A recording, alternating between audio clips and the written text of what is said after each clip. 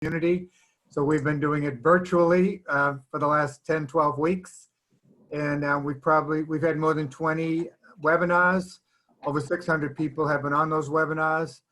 We have focused on things that are important to business, much of it around the PPP funding, and now the legal aspects and the financial aspects of reporting on that if you got some money, and some suggestions if you're still trying to get some money.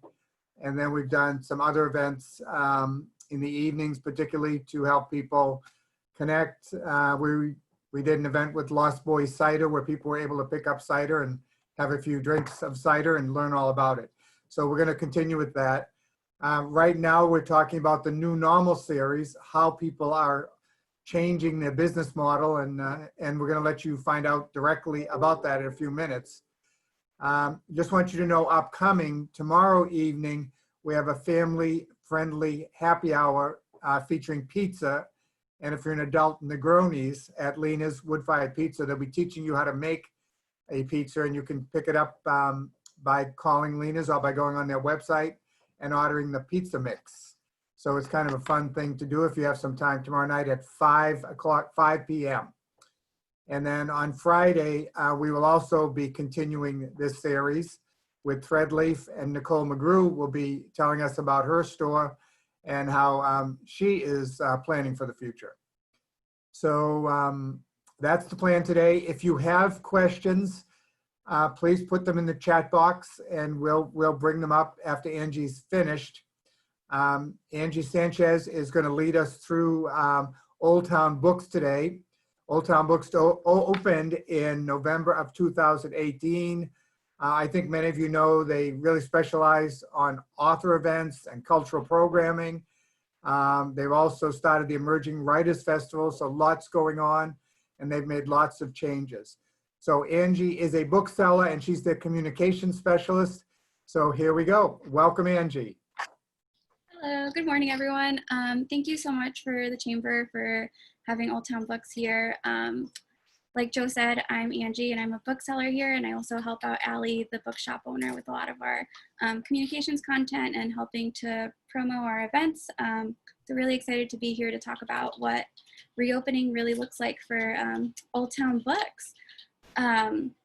I guess I'll jump right in. For phase one, you might have noticed our storefront is still very much closed for browsing to the public, and it will continue to stay that way for the remainder of phase one, just because it is such a small space that even with that at half capacity, it would be really difficult for us to kind of adhere to those social distancing guidelines of 6 feet, and so much of shopping in a bookstore is browsing, and that is still a little bit difficult to be able to, like I said, adhere to those social distancing rules. So phase one looks a lot like it has been for us since we closed the storefront in mid-March, but it's been going really smoothly. Our web store, oldtownbooks.com, is open 24/7, and a bookseller is here every single day fulfilling those orders for our contactless pickup. Or we also do 2-day priority shipping. So we're still supporting the US Postal Service.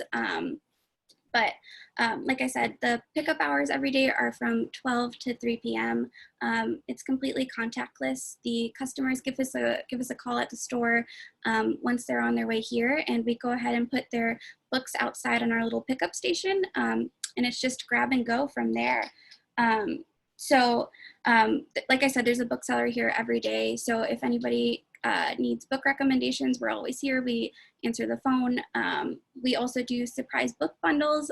So customers tell us what their interest is, what their favorite genres, authors, or like what are absolutely they hate. And we get to put together a little surprise bundle for them, which has been really fun because it's the closest thing that we've had to a past customer interaction before all of this was going down. So yeah, all of that is on our web store at oldtownbooks.com. But it's still really important for us to keep staying connected to the community here in Alexandria, which is why we've really been ramping up our online virtual events. for the past few weeks, we've been doing really successful writing classes with really well-known authors. We kicked it off with Susan Choi, who is the National Book Award winner, and she taught a writing class. And just last week, we had Sarah McLean, one of like the most well-known romance authors, teach a starting in romance class that had over 300 attendees virtually.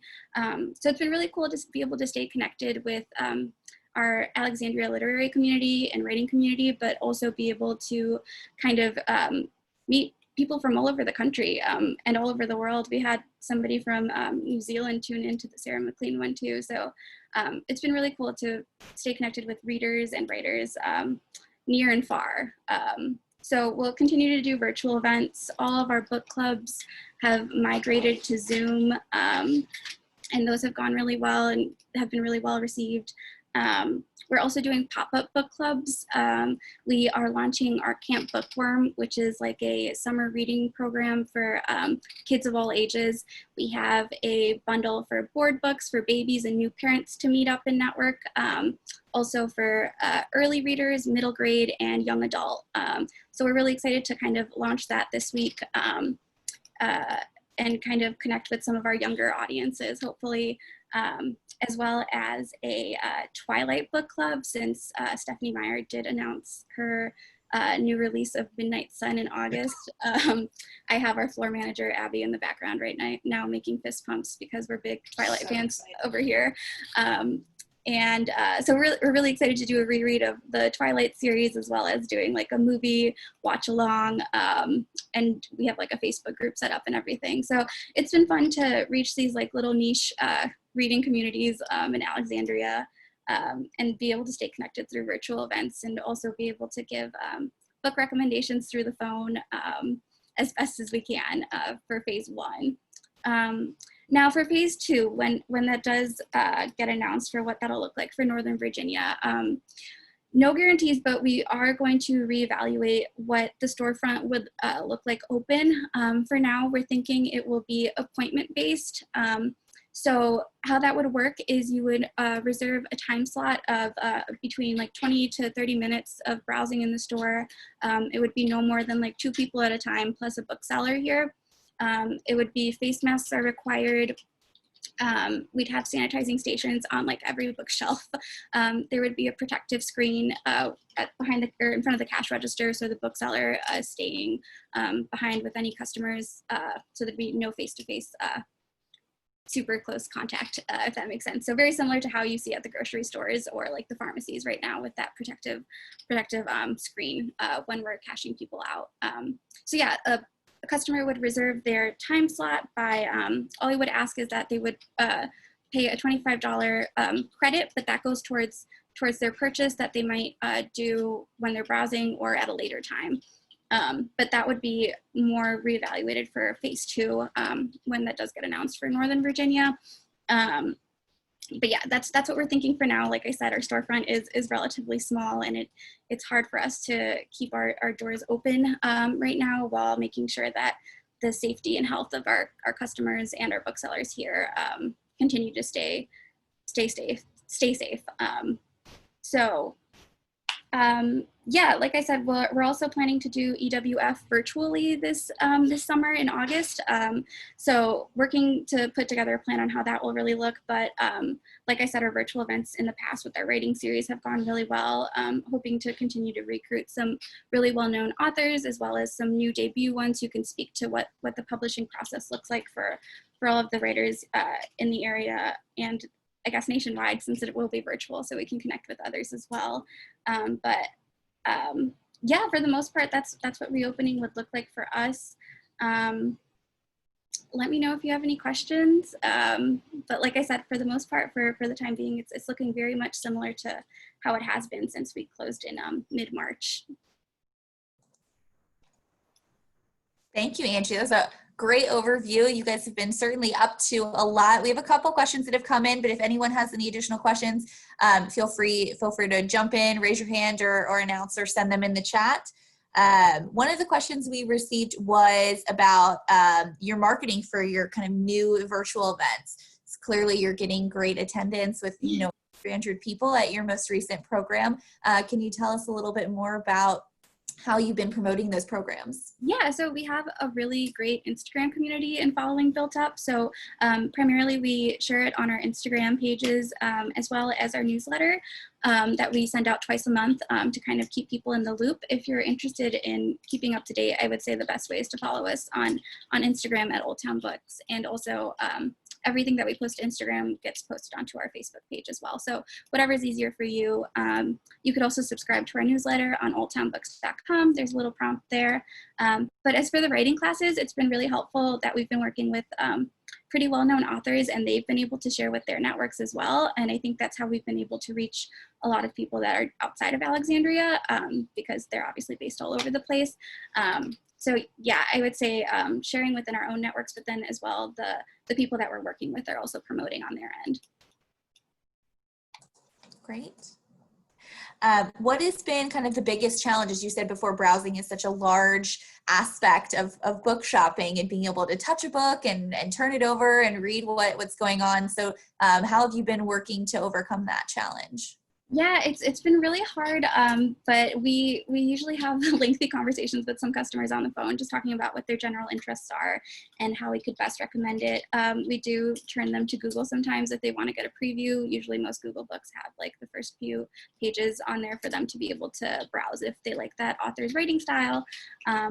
But yeah, it's been hopefully as similar as possible as we can be with talking to customers on the phone for giving recommendations as best as we can. Another tricky challenge has definitely been getting accustomed to Zoom and getting our customers more accustomed to Zoom. But I think that was definitely just like the first couple weeks or so. We've kind of gone past that hurdle, and I think most people are used to getting onto virtual events now since it's our new normal. So those were kind of some of our growing pains as we've shifted to this new sales model. Great. Any questions from any of our viewers that want to jump in? Be shy, floor's open. Okay, I'm just going to jump back in and ask Angie about how has your revenue been affected and how are you dealing with that, and have you applied for any federal assistance? Yeah, so I'm not super sure what the exact programs that we've applied for, but we did get approved for a PPE loan, which has been really, really helpful. So that's been great. As far as revenue, it has started to trickle down a little bit, but for the first few weeks and up until recently, our revenue has been pretty much the same as it was when we were open, which was really surprising, and we're so grateful. The only downside with that is fulfilling orders online is a little bit more labor intensive on our end as far as being able to ship everything out and do special orders for stuff that's not in stock. So I would say that it's although the revenue has been similar to what it was when we were open, it's definitely a lot more hours on payroll on our end as far as fulfilling those orders. But yeah, we're continuing to apply for assistance where we can. The writing classes have helped a lot with revenue. They're pay what you can. So whether it's $2 or $200 that somebody's been contributing to these writing classes, those have also been a really big help on our end for keeping us up and going.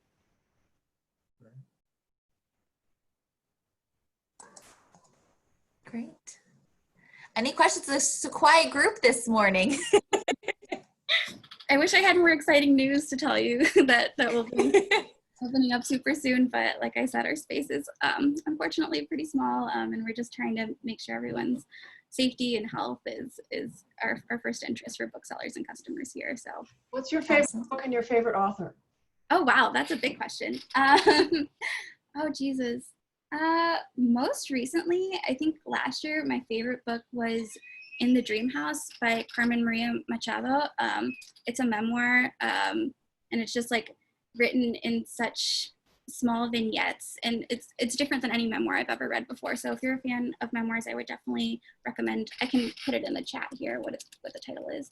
And we got to do an event with her last year when she kind of launched that book before all of this was happening, and it was really well attended, and the book's been really well received and well reviewed, so I would definitely recommend checking that out. I think that was one of the most impactful books I read last year.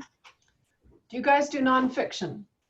Yes, yes, we do a lot of nonfiction. I would say history and politics is one of our best-selling like genre here. So isn't surprising, but we do. It looks like we have a question in the box in chat from Steve. Is there a proper way to disinfect books? That's a great question. That is a great question. I'm not sure. We've been handling all of our books very, when we get deliveries, we have gloves on and we always have face masks on at the shop. As far as disinfecting books, I cannot speak to that, unfortunately. But yeah, we've been doing our best as far as handling like our deliveries when we get them in. Obviously, books don't want to get wet, so we can't exactly go wash them or anything like that. But yeah, I can't really speak to an exact process for that. Just know that we are handling our deliveries and everything as safely as we can. And glossy dust covers are going to become a very popular thing as books come out, probably to encourage, the ability to wipe them down a little bit. So it's an interesting challenge for sure. Yeah. While we're doing dollar deliveries at the very was it dollar? I don't want to. Yes, it was. And I remember seeing pictures on Instagram of like a wagon that you were doing deliveries in. Can you tell us a little bit about that process? Yeah. So when we first closed down the storefront for a couple of weeks, we were doing a free local delivery. So that was the bookseller literally either walking around Old Town and bringing you your books or driving around in their car and dropping off books. We have since stopped that since the demand was so great and there's only like 1 or 2 of us in at a time. So we turned to media mail after that, which is USPS's like 2 to 8 day shipping for books and educational materials, which we were able to get a really good rate on, and we were doing $1 shipping promotional specials. But then we found that a lot of books were taking a lot longer than those 8 days to get to people. As you can imagine, USPS was probably inundated with orders and such. So we still wanted to support them. So we switched to priority 2-day shipping earlier in May. So we're no longer doing a $1 special anymore. We just charge whatever USPS is charging us. So we're not making a profit off shipping or anything. But unfortunately, we haven't been able to keep up with the $1 special since we switched to media mail, just to make sure everybody's getting their books as quickly as they can and not waiting 2 weeks for a book to get in. But yeah, I would say that over the past couple of weeks, we've definitely shifted to a lot more curbside pickup orders, since people, I think, are more comfortable leaving their houses since phase 1 has started. And it's still completely contactless. But I feel like that's been the most convenient ways for people to get books as quickly as possible, and also saving some dollars on shipping. It's great to see how it's evolving. Yeah. I think we're all just, trying to, every day is a new challenge. Yep. Nicole McGrew, who's our speaker this Friday, is asking, is the side alley near Virtue available for outside browsing? Is that something that you're considering in future phases? It's not something we've considered before, just because it actually does get pretty crowded in Virtue, which is great to see that businesses are doing really well. And kind of as they shift to their outdoor patio more, I don't know how doable that would be. We do try to keep our window displays pretty fun and browsable, especially for the kids section, which are books that are a little bit harder to be able to see what you're getting when you're shopping online. So we definitely have customers call a lot and say that they saw something in the window that they'd like to purchase. We also, like for notebooks and journals, if you call, and you're gonna do a curbside pickup, we always show you through the window, is this the right size? Is this what you want? So that's kind of how we've been adjusting there. But yeah, as far as doing an alley thing, we haven't considered it, just because it gets super packed on the weekends especially. So we don't know how that would work as successfully as we'd like it to be. Good to know. Are people able to choose their delivery method? I'm assuming that's between pickup or shipping. Well, I meant if you have an online store, people can choose, you can give them 3 or 4 options. And I was wondering I don't know if your orders are all online or if they call you or you know, how you handle that if they're. Yeah, I can talk through what like a typical order process usually is. Most people just order through the web store because then they get like a confirmation email, and you can just put in your payment information through there, and it's a little bit easier and more secure than doing it through the phone. So whatever they're more comfortable with, but I would say 95% of our orders have been through online. So when you order online, you can select pickup or delivery, and for the delivery, there really isn't an option whether you can do media mail or priority. We've just shifted all to priority because not only do the orders get there quicker, they're also insured. So in case anything happens, it's guaranteed for both us and the customer to get their book when they need it. But yeah, that's typically how it goes. If somebody's having trouble navigating the website, which does happen every now and then, they can give us a call and we kind of walk them through it. But for the most part, people have been really receptive towards the web store, oldtownbooks.com, to be able to pick their pickup or delivery. When it comes to your e-commerce site on your website, have you always had that e-commerce component, or is that something new that you've started? Did you always have all of your books posted or just a limited quantity? Tell us a little bit more about that, because I know shifting to e-commerce was a very significant thing that a lot of businesses weren't necessarily doing prior to the crisis. Yeah, sorry, are you UPS guys here? But yeah, so we always had a online presence on our website, thankfully. At first, when we first opened the shop, we almost didn't do a web store because we were like, the point of an independent bookstore is you're in person, you're browsing. But we did it anyways, which we're really grateful for. So we didn't really have too much to shift as far as like technically. It's just people never used the web store before all this happened, but it was always there. It's always up and running. We have definitely been implementing a lot more things as far as like doing those surprise book bundles that we've been putting up. And sorry about that. And then also making sure our events are a lot more present on the website than they were before. But yeah, I would say for the most part, we always had a website with all of our full stock there to browse. It was just never really utilized like it has been now. It sounds like you're getting lots of great heavy books in, so we appreciate the noise. All right, I want to open the floor. Any last questions? Can you tell us more about the readathon? Yes, so on Sunday, June 14th, Allie came up with a really great idea. I mean, we've been doing so many like pop-up book clubs and virtual events like these because we just really miss seeing your guys' faces. So we're trying to stay as virtually connected as we can. But the readathon will be on Sunday, June 14th, and that's going to be mostly through Instagram and Facebook. It's a way for us to kind of read together while still being apart and away from each other.